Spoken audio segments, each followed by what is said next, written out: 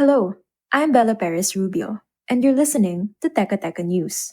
In today's episode, When I write my own story, I must do so with absolute freedom, not in fear of my life. Freedom is always a thing we take, it is never given. So I must set aside all contemplation of danger, except insofar as it is a part of my story. Must write as if I were safe, otherwise all would be useless. we talk about Salman Rushdie, the 75-year-old author who was brutally assaulted in front of a crowd he was about to address in upstate New York on August 12.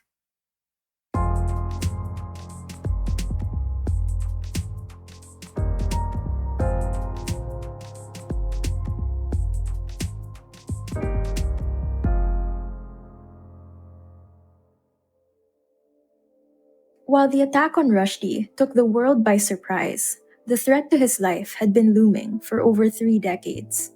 In 1988, Rushdie, an Indian-born British citizen, released his fourth novel, the controversial Satanic Verses, where he challenges the core and most sensitive tenets of Islam through dream sequences. The backlash was immediate and widespread. The book sparked protests, some violent, across the world. A year later, Iran's then Supreme Leader, Ayatollah Ruhollah Khomeini, issued a fatwa, or a religious edict, calling on Muslims around the world to kill Rushdie for a bounty of $3 million. After the fatwa, writers rallied around Rushdie, his work, and the intention to spark debate and critical thinking, which they say offends only literalists and religious fundamentalists. Rushdie, speaking at the New York Public Library event in 2012, said he believes the controversy around the novel has little to do with what's actually in it. There was one of the Indian MPs who started the whole thing going by demanding that the book be banned in India.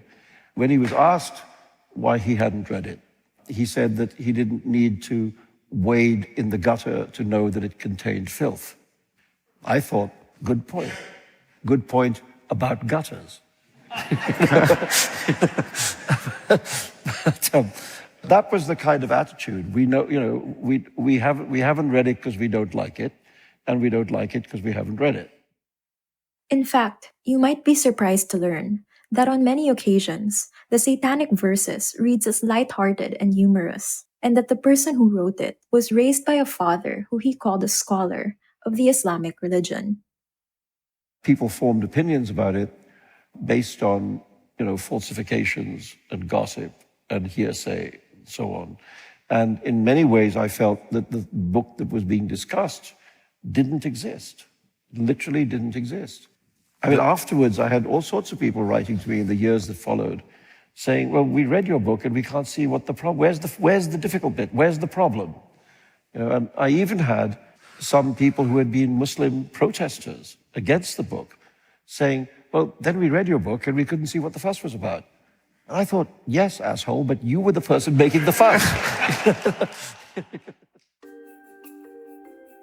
Rushdie's assailant, a 24-year-old from New Jersey, told reporters that he only read a couple of pages from the Satanic Verses, but derided the writer as someone who attacks Islam and its beliefs.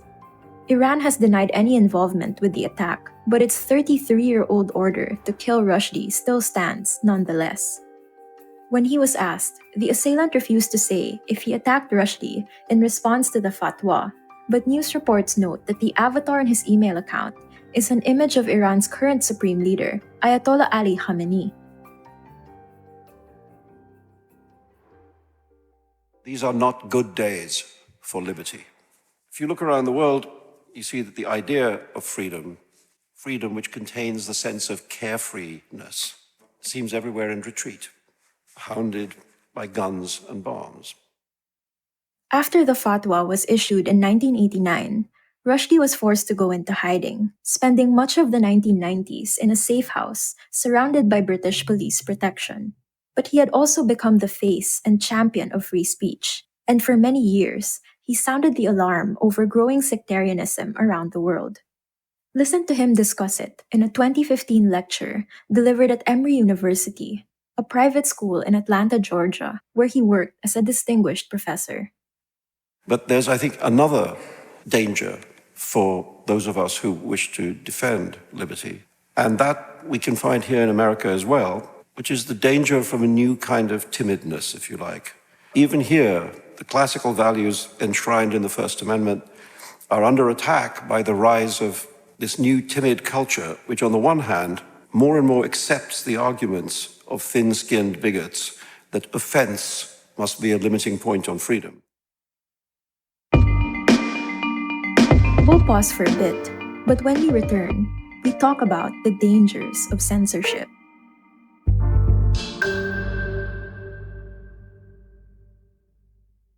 Today, there is growing censorship in the US, where conservatives have banned books about slavery, women's rights, and same-sex relationships from schools.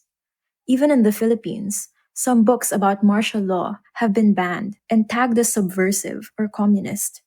Rushdie viewed the fatwa on him as just the beginning. Shortly after hijacked planes crashed into the World Trade Center on 9/11, it would become clear that extremist ideologies of any kind would cause not just increased division and random acts of violence, but full-blown war if left unchecked and unchallenged. Listen to a 2004 speech he gave in New York City. Terrorism does exist. In this city of all cities, we know that. We know what it exists to do, what it has done, what it tries to do. We know that it exists and must be fought. I don't think any of us would question that. How we fight it, in my view, is going to be the great civilizational test of our time. He was speaking as then president of PEN America, a non-profit organization that advocates for persecuted writers worldwide. Will we become our enemy or not?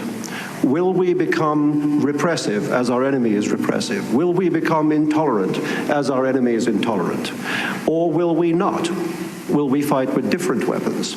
Weapons of openness and acceptance and seeking to increase the dialogue between peoples rather than decrease it. This is a big test. Will we become, you could say, the suits of armor that our fear makes us put on? Or will we not? It seems to us... Rushdie is a survivor. He's won battles against typhoid, pneumonia, COVID-19, and most recently, a series of stab wounds to his neck and chest that have left him with life-changing injuries, according to his son, but failed to rob him of his defiant sense of humor. Despite the looming threat of the fatwa, he found a way to live normally, no longer underground or constantly surrounded by a security detail, becoming an American citizen and moving to New York in 2016. Here he is with the final word. This is who we are.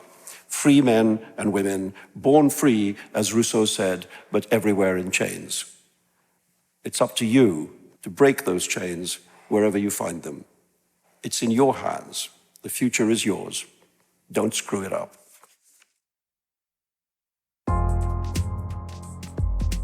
And that was today's episode of Teka Teka. Again, I'm Bella Perez Rubio. This episode was produced by Kat Ventura and edited by Presh Capistrano. If you liked today's episode, share it with a friend or two, and don't forget to leave us a 5-star rating on your podcast app. It really helps get the word out about our show. Thanks for listening.